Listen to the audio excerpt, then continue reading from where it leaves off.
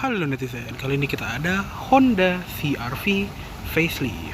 Yes, akhirnya setelah 1 tahun lebih dia udah meluncur di luar negeri, akhirnya dia sekarang launching di Indonesia ya. Dan ini adalah yang tipe tengahnya ya. Jadi untuk varian dia tetap sama. Ada yang varian 2000cc, 1500cc turbo, dan 1500cc turbo prestige. Nah ini yang varian tengahnya yang kemungkinan bakal jadi best sellernya nanti ya. Dan mobil ini lagi dipajang di Honda Pondok Indah. Nanti untuk kontak personnya bisa lihat di description di bagian bawah aja ya. Oke, sekarang kita lihat ke dalamnya dulu ya.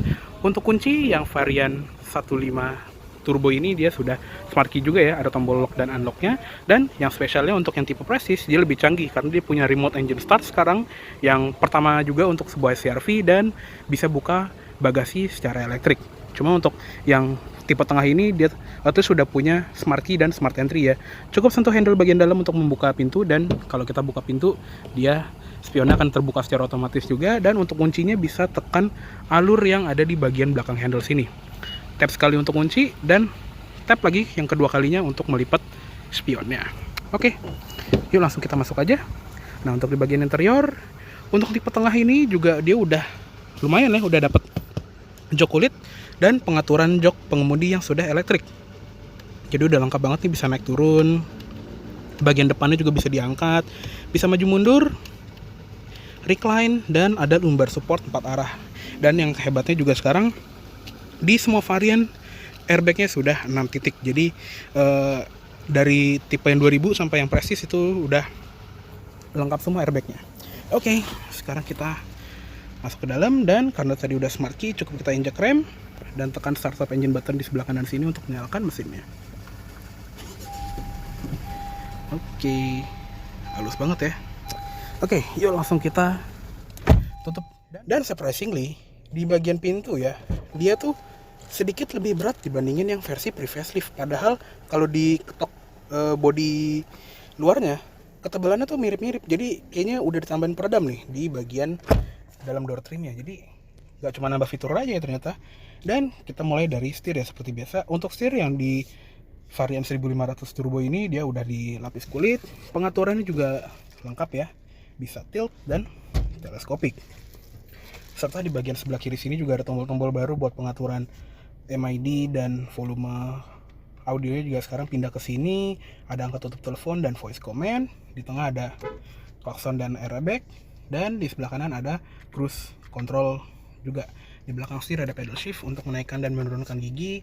Serta yang baru juga di CR-V ini adalah sekarang dia punya auto headlights-nya akhirnya. Jadi lampunya udah otomatis, kalau gelap dia akan nyala secara otomatis, dan ada switch fog lamp-nya di bagian sini.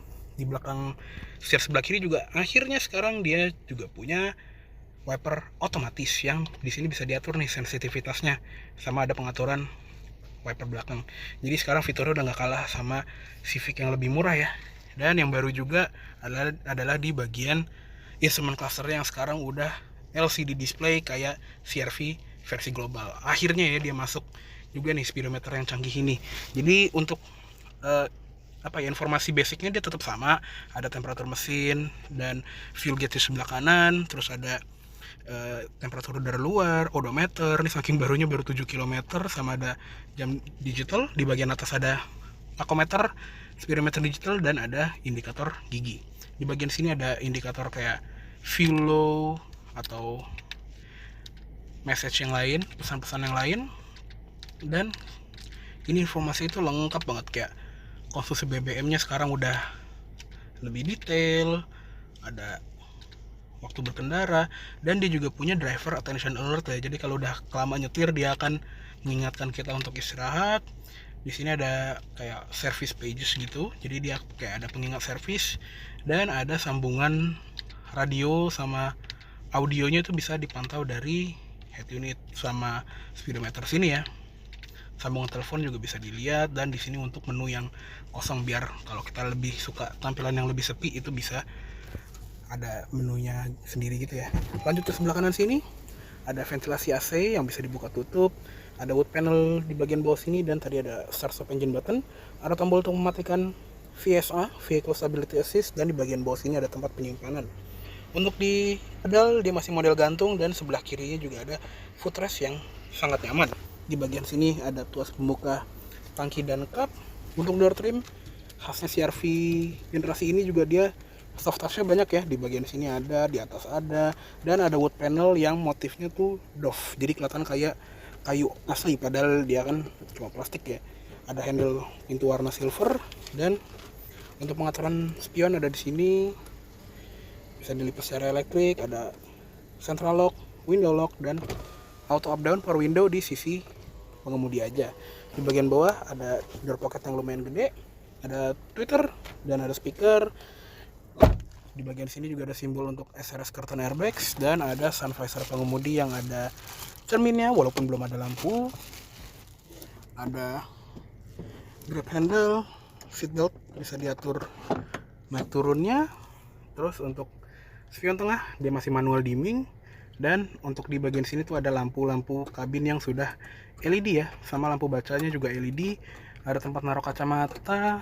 Sun visor kiri juga sama, ada cermin dan sun visornya. Terus ada grab handle, headrest juga bisa di adjust naik turun secara manual. Dan di bagian tengah sini ada ventilasi AC yang di tengahnya tuh ada tombol hazard. Untuk head unit juga dia sekarang udah baru ya, dia kayak head unit CR-V global. Jadi ini udah integrated sistemnya ke settingan mobil. Sambungan audionya juga banyak ini. Kalau kita lihat di sini ada FM, AM, USB, iPod, Bluetooth, dan dia juga ada sambungan smartphone lewat Android Auto sama Apple CarPlay. Dan kerennya juga karena dia head unitnya udah OEM gini, kita bisa mantau konsumsi BBM kita dari head unit. Jadi udah nyambung ya antara head unit dan speedometer. Makanya tadi di speedo tuh ada menu buat lihat musik. Dan di sini juga ada pengaturan yang banyak banget kayak buat setting segala macamnya, itu udah nyambung ke mobil. Dan di bagian vehicle kita bisa lihat ini ya, sistem speedometernya ini juga kita bisa lihat nih. Bahkan kita bisa ngilangin tachometer kalau kita nggak mau. Jadi kayak mobil hybrid gitu. Lucu ya. Oke, kita nyalain lagi. Dan ada apa lagi nih? Ada pengaturan penguncian, terus setting-setting lampu luar dan lampu dalam. Ya pokoknya udah lebih lengkap deh. Dan dia pengaturannya bakal lebih lengkap lagi yang di varian Prestige ya, karena dia punya sistem Honda Sensing yang canggih banget. Itu nanti ada di video berikutnya ya. Dan kalau kita masukin gigi mundur juga, dia ada kamera mundur yang khasnya Honda. Dia ada 3 angle seperti ini, angle lebar, angle normal, dan angle mepet bumper, biar kalau kita mau mepet sama garasi itu bisa kelihatan ya. Dan dia juga punya adaptive guideline yang kalau kita putar setir dia garisnya ikutan berbelok. Di bagian bawahnya juga AC-nya tetap sama, dia dual zone untuk yang varian 1500cc ini, cuma sekarang dia ada tombol climate ini. Jadi head unitnya udah nyatu sama sistem climate controlnya. Dan untuk ganti arah AC-nya tuh cuma bisa dari layar ini ya. Dia temperaturnya nih bisa dibedain kanan kirinya. Ada heater juga, ada sync biar jadi single zone, dan ada auto climate control. Fan speed di sini ada buat nyalain AC belakang, ada defroster depan, defogger belakang, sirkulasi udara, dan ini untuk matiin climate controlnya. Untuk di belakangnya ini ada tuas transmisinya, jadi transmisi masih sama ya, dia CVT Earth Dream dengan mode drive, dan ada mode sport juga. Dan dia juga bisa mode manual ya lewat pedal shift di belakang setir. Di sebelah kanannya ada electronic parking brake lengkap dengan brake hold, dan di sebelah kirinya ada tombol icon mode buat menghemat BBM. Di center console sini juga ada ini pad atau bantalan kulit buat kita nyenderin Bluetooth ya, dan rasanya ini kayak lebih tebal dibandingin yang pre-faceliftnya. Jadi ada improvement di bagian sininya nih. Untuk di bagian tengah si power outlet yang 12 voltnya udah diganti dengan USB 1,5 ampere yang bisa buat koneksi ke head unit ya. Yang sebelah kanan ini untuk nge-charge doang, dia 1 ampere. Dan di bagian sini ada tempat penyimpanan, ada 2 buah cup holder. Untuk center console sini juga dia sama kayak yang pre-facelift, dia penyimpanannya tuh banyak banget ya. Di level atas ini juga bisa digeser maju mundur, dan power outletnya jadi pindah ke bagian bawah sini. Untuk armrest atasnya ini juga bisa dimajuin, dan kalau di goyang-goyangin ini dia udah nggak seringkih yang versi pre-facelift. Karena yang versi pre-facelift, apalagi yang versi awal-awal banget, itu oblak banget kayak punya temen gue tuh. Aduh, udah nggak kayak mobil 500 jutaan gitu deh. Dan di sini ada glove boxnya yang sudah soft opening, dan karena ini mobil NIK 2021 dia ada aparnya, alat pemadam api ringan. Di sini juga masih ada wood panel yang ngedov khas CR-V baru, ada panel soft touch juga, dan ada airbag untuk penumpang depan. Oke, kayaknya cukup segitu aja untuk di bagian kabin depan dari si CR-V ini. Yuk sekarang kita lihat ke kabin belakangnya. Oke, sekarang kita masuk ke kabin belakang dari si Honda CR-V facelift ya.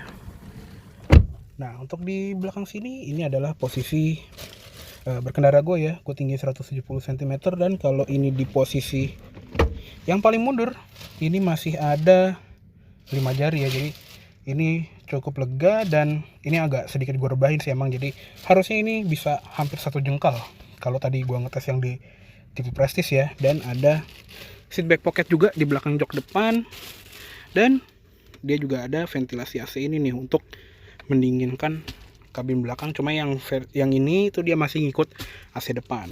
Di bawahnya juga ada 2 buah input USB buat ngecharge, yang dia ampernya lebih gede dibandingin yang di depan ya. Di sini 2,5 ampere, kalau yang depan kan 1,5 ampere sama 1 ampere. Dan di bagian atas ini cuma ada lampu baca kanan kiri gini. Di sebelah kanan ada grab handle dengan hook untuk door trim belakang. Yang atas dia plastik, nggak kayak di depan yang soft touch, tapi untuk di bagian sini at least dia masih empuk. Handle juga masih warna abu-abu yang mewah ini. Ada tweeter dan ada speaker, ada switch power window, dan di bagian bawah ada door pocket sama cup holder. Terus di bagian di bagian jok tengah ini juga lengkap ya. Ada headrest adjustable, ada 3 nih ya, dan ada armrest yang bisa dibuka lengkap dengan cup holder di dalamnya. Cuma karena lagi diplastikin jadi kita nggak bisa buka ya. Ada seatbelt tengah yang rapi juga naruhnya, nggak dari plafon. Dan khasnya CR-V generasi kelima ini juga ada AC double blowernya nih untuk varian yang 7-seater ya. Jadi AC-nya tuh ada yang dari atas sama ada yang dari belakang center console. Dan kalau kita lihat di pilarnya itu juga ada simbol SRS curtain airbags yang nyambung sampai ke belakang ya. Dan di bagian sini juga ada mic untuk kalau kita nelpon.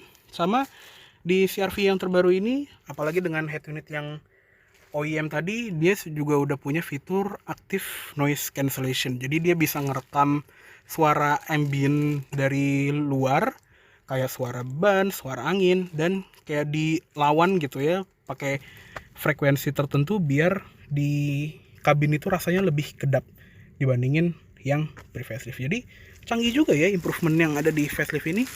Oke, kayaknya cukup segitu aja untuk di bagian kabin dari si CR-V facelift ini. Untuk kabin belakangnya, karena dia modelnya 5 plus 2 ya, jadi di kabin belakang itu disaranin untuk anak kecil aja, kita nggak perlu bahas ya. Jadinya kita akan langsung lihat ke eksteriornya aja yuk. Oke, sekarang kita lihat ke ruang mesinnya ya.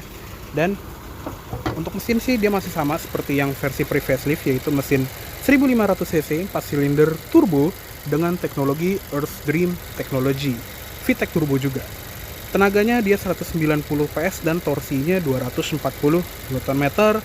Disalurkan ke roda depan melalui transmisi CVT Earth Dream 7 percepatan secara virtual ya. Dan dia juga ada mesin 2000 cc 4 silinder natural aspirated yang di varian bawahnya. Untuk ruang mesin sih sebetulnya masih sama aja dibandingin yang pre-facelift, masih lumayan rapi, dan cupnya juga udah rapi. Ini ada insulatornya, dan di bagian sini tuh ada lip karet buat penambah peredam, sama dia juga berfungsi sebagai penahan debu ya, biar dia tuh nggak masuk dari sela-sela kap depannya. Dan untuk bumper depannya juga dia sekarang udah baru ya, karena kan ya facelift ya, mukanya udah berubah, dia udah lebih mirip kayak versi CR-V yang global, dan lebih ganteng juga sih secara overall, lebih garang dan lebih pejabat looknya lebih dapet gitu ya. Dan untuk yang varian tengah ini dia emang belum dapat fitur Honda Sensing seperti yang tipe Prestige. Jadi kalau yang di Prestige itu dia ada radar di bagian sini yang buat adaptive cruise control sama sistem active safety yang lainnya ya. Cuma karena ini belum ada, ini dikasih panel bohongan gini aja ya. Jadi biar kelihatan nyaru nih, karena di sini kan motifnya honeycomb. Dan di bagian bumper bawah juga ada list warna abu-abu yang kelihatan nyambung dari kanan ke kiri. Untuk lampunya juga sekarang yang di tipe selain Prestige, dia lampunya udah sama semua ya. Jadi udah full LED semua nih sekarang. Ada DRL, lampu utama LED, lampu dim LED, sennya juga LED. Jadi nggak ada yang pakai lampu halogen lagi. Begitu juga di bagian fog lampnya, sekarang udah LED semua dari yang tipe paling bawah sampai yang Prestige. Terus lanjut ke samping, peleknya juga baru.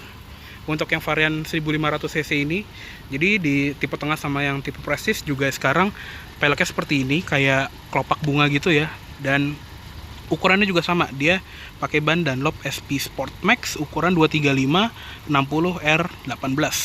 Disc brake juga udah ada di rem depan sama rem belakang, lengkap dengan ABS, EBD, brake assist, traction control, stability control udah lengkap semua varian. Dan khasnya claddingan di samping juga tetap ada dengan list warna chrome. Spion juga tetap sama, ada lampu sen LED nya. Window line juga sama, dia chrome atas bawah. Untuk lampu belakang ini juga tetap sama, dia full LED dari lampu sen, lampu senja, lampu rem.